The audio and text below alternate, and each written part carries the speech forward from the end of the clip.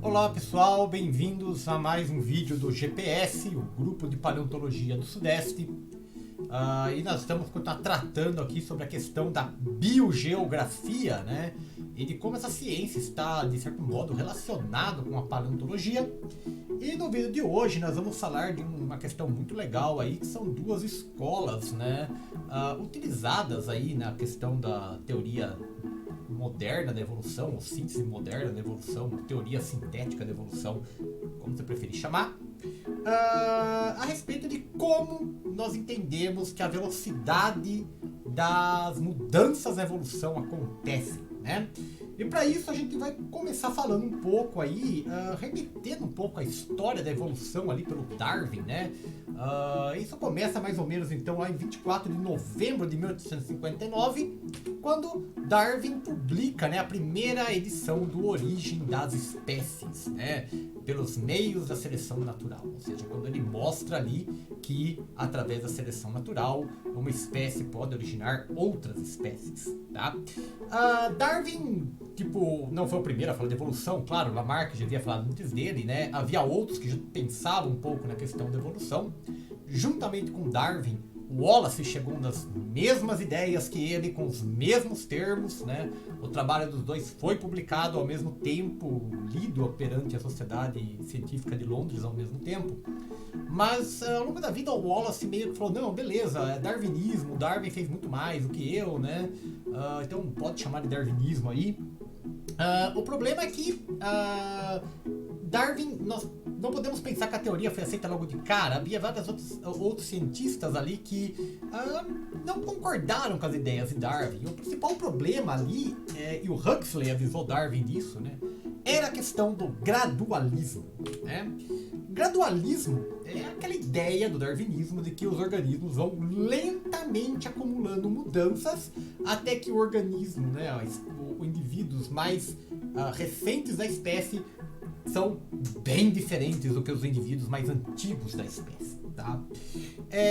Dentro disso daí, então, o darwinismo era fixado na ideia de que, olha, ao longo das gerações, pequenas mudanças, variações vão se acumulando entre uma geração e outra, até que a geração mais atual, né, ela é muito diferente que as gerações antigas. Né? E todo mundo já deve ter ouvido aquele exemplo. Se você pegasse todas as gerações, né, uma atrás da outra, de mãozinha dada, da primeira até a última, não teria como ter diferença. Você vê um leve, gradual mudança de um para o outro. Tá?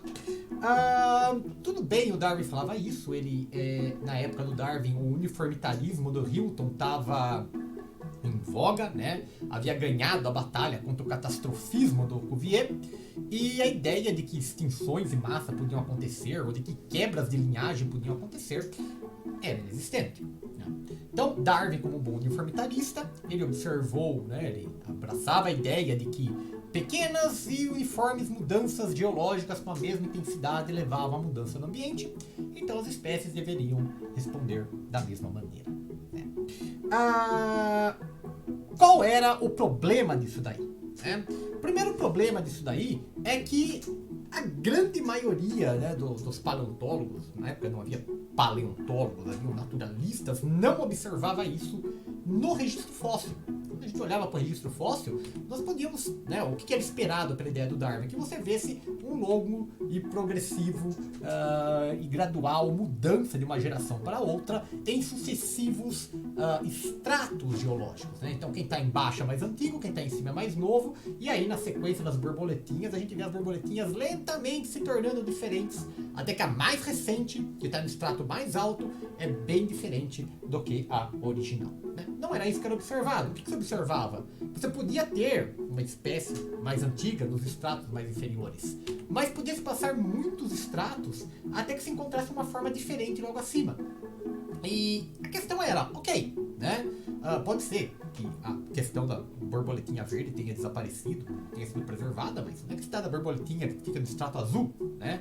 Da mesma maneira, você podia ter outras situações ali em que parecia sempre estar faltando várias formas intermediárias no processo. Tá?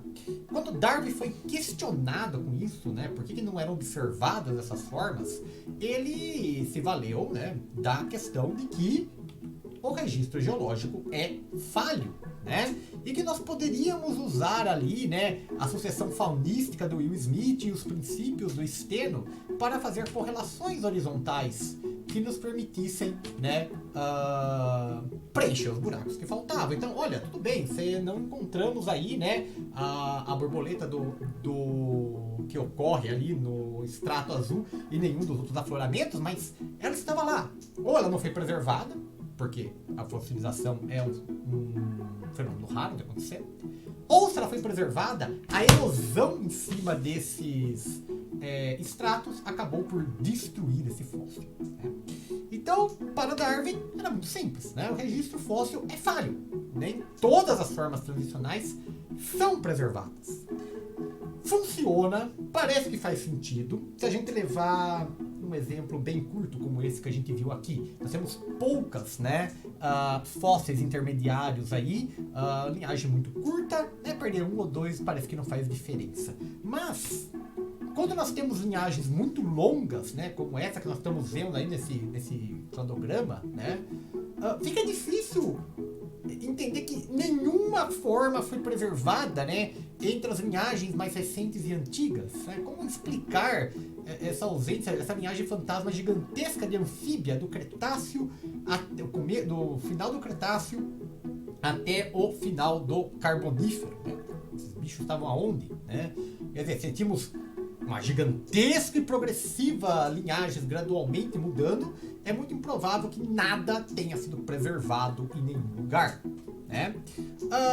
Da mesma maneira, os autores que trabalhavam com linhagens que não sofriam essa quebra, que não perdiam as formas intermediárias, pareciam resgatar que os taxos não mudavam tanto assim de uma geração para outra ao longo dos estágios. Não havia tanta mudança digna de nota até o momento que ela acontecia toda de uma vez. Né? Parecia que uma espécie surgia quase por um salto. Né? Isso levou alguns cientistas, né, alguns deles contemporâneos ao Darwin, outros posteriores, já no começo do século XX, especialmente quando nós tivemos a redescoberta dos trabalhos do Mendel, a falarem sobre uma questão de saltacionismo, né, essa espécie de salto de uma geração para outra, acumula-se mutações e pá, um novo bicho surge lá. Né? Por quê? Porque nós temos longas linhagens fantasmas aí, né? Uma coisa devia ter sido preservada nesse ponto aí. É porque quando se observava uma longa transição, não se via nenhuma mudança ou pequeníssimas mudanças que não causavam aí essa impressão de um longo e progressivas mudanças graduais ao longo da linhagem, como o darwinismo explicava, né? Então, se a gente lembrar aqui, juntamente, né, um pouco contemporâneo ali com a ideia das teorias da síntese moderna da evolução, dessa incorporação das ideias de Mendel, né, o Mayr, entre outros aí, propôs novos tipos de especiação. Né? Então, ao invés de você ter uma longa e progressiva mudança, né, você teria momentos em que as populações de uma mesma espécie eram isoladas em áreas diferentes e a partir daí elas se tornavam geneticamente isoladas e posteriormente reprodutivamente isoladas à medida que o fluxo gênico entre elas era interrompida. Né? Esse momento se formava uma barreira, isolava as espécies, elas se tornavam espécies diferentes e depois poderiam, né, ter aí um novo equilíbrio das áreas aí, de modo que elas pudessem se encontrar novamente. O Mayr chamou isso aí de alopatria, a gente viu isso na outra aula lá. A questão da peripatria, né, quando você tem um isolamento geográfico da população, mas não uma grande população, é um pequeno isolado periférico ali, né, e que ela se torna uma nova espécie devido a esse isolamento geográfico, interrupção do fluxo gênico. A parapatria, em que a entrada em novo habitat é um habitat concomitante, quer dizer, não há separação geográfica ali, mas essa espécie se move, né? Ela passa a ocupar esse habitat e corta o fluxo gênico com a espécie que ficou na área maior, né? E a simpatria, que são mudanças genéticas, normalmente causada pode ser por uma deriva genética, um fluxo gênico, uma mutação que isola ali parte da população geneticamente e causa o surgimento de uma nova espécie, né? Tudo isso daí parecia apontar, né, esses novos tipos de especiação para um problema do gradualismo, porque se o gradualismo acontecia, ele acontecia numa área isolada, como é o caso da alopatria, peripatria ou em alguns casos parapatria, nós deveríamos observar nessa área, né, as sucessivas mudanças graduais ao longo dos tempos. E a coisa parecia que não acontecia, né? Parecia que tudo estava se perdendo, ou para alguns era um salto. Bom, né, todo mundo deve estar familiarizado com essa linha aqui, né, de que um macaquinho, depois um macaquinho um pouco mais reto, vai ficando ereto, aprende a usar ferramenta, e daí o homem moderno, né? Essa ideia de que você tem uma linhagem sem interrupções, né? A Abigail acordou aí, está participando, né? Você tem uma linhagem sem interrupções, né? Ela é uma ideia gradual, né? Lenta e gradualmente, mudanças vão se acumulando e nós vamos ali, né, do primata primitivo até o Homo sapiens moderno. Hoje nós sabemos que isso não é verdade. A evolução humana não é uma linha reta em que o Homo sapiens, né, o Homo neandertal foi sucedido pelo Homo sapiens, o Homo erectus pelo Homo neanderthalensis, e ele é mais uma grande árvore que foi se ramificando, né, em vários ramos. Então é interessante a gente notar aí como os nós desse cladograma que eu tão porcamente desenhei em cima dessa outra árvore aí, eles representam momentos em que há essa quebra, esse isolamento, essa cladogênese entre as diferentes linhagens de hominídeos. E isso não parece ser tão gradual assim, né? Se você olhar, parece que isso aconteceu de modo relativamente rápido, tá?